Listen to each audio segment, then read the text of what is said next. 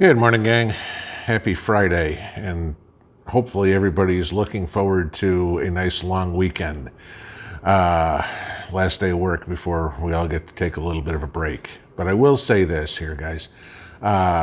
Don't forget the reason we get a long weekend. Okay, Memorial Day is not, barbecue time and the unofficial start of summer. And, it's to remember and honor all those men and women that have died for us, for the freedoms that we had. I won't even say have anymore. But, there are a lot of good souls that paid the ultimate price so that you could get an extra day off. Let's put it that way. So that being said, but this brings me to the topic of the day as is anyway, okay? Yeah, it's Memorial Day weekend, and like I said here at the beginning, it's, hey, one of the things we all do is get together for a barbecue. Well, I want to kind of talk about that because we all know there's a meat shortage, okay? And we all know the bullshit that we're being told is the reason why. Oh, it's a packing plant deal because of COVID, or it's a trucker shortage or whatever it is. Okay, no. Bullshit. Okay. Here's the deal. Friend of mine sent me pictures Thursday morning that one of her coworkers went into Walmart down near Knoxville and took a picture of the meat rack at Walmart. Empty. Nothing. Okay? Completely zero in there. All right. Now, granted, this was 7 o'clock in the morning, but it's not like Walmart takes everything out of the refrigerator and puts it back in the cooler at the end of the day. Okay. So, you can say whatever you want. Oh, this is before the truck came in or whatever it would be. No, there was no meat. All right. And we're all seeing that. I told you guys yesterday about what the USDA has said about prices.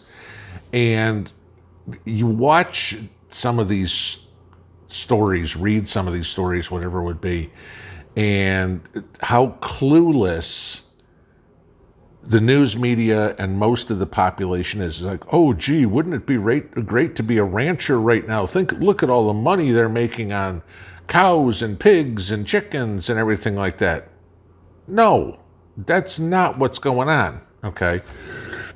And I want to explain this because, you have the ranchers or the farmers that have livestock as well, getting all the blame from the media for the high prices. And that's completely wrong, okay?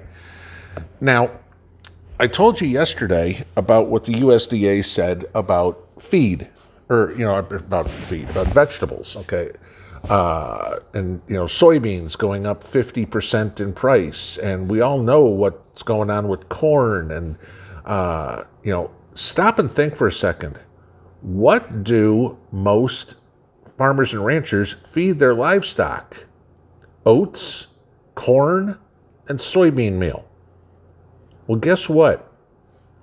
They're paying through the nose for the meal, for the food for the animal. And that cost has got to be recouped. I mean, otherwise the ranchers are going out of business. And hang on, because I'm getting there, all right?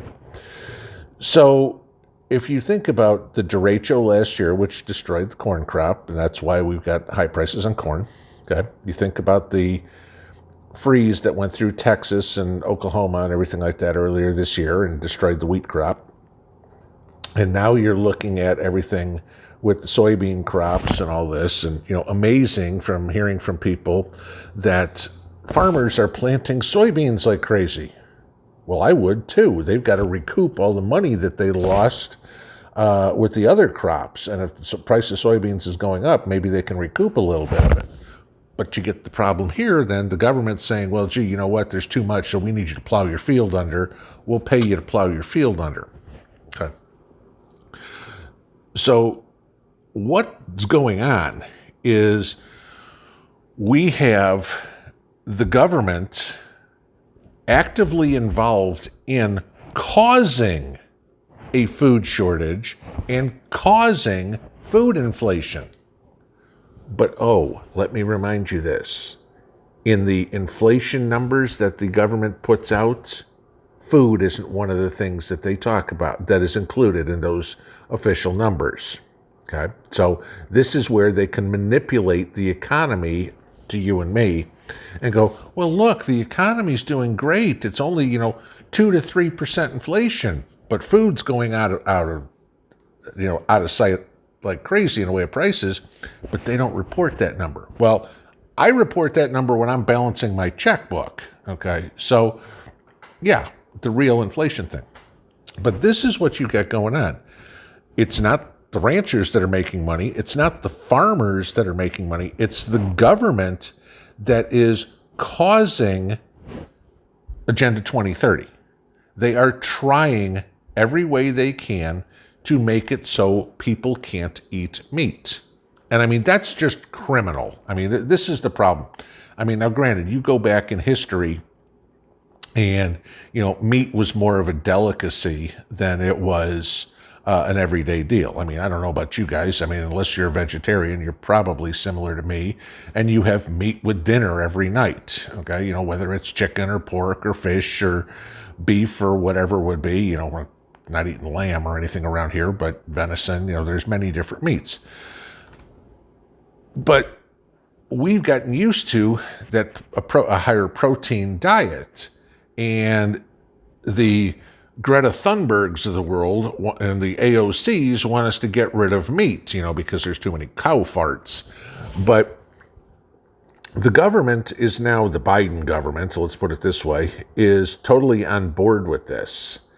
And they are doing whatever they can to stop us from eating meat. Well, the easiest way to do it is you can't really go out and kill millions upon millions of cows, but if you get rid of the food for the cows or make the food astronomically expensive to the point where people can't afford to buy meat, guess what? You've solved your problem. And then they go, it wasn't us, the meat's still available, just it's $92 a pound for ground beef. It's not our fault. Well, yeah, actually it is.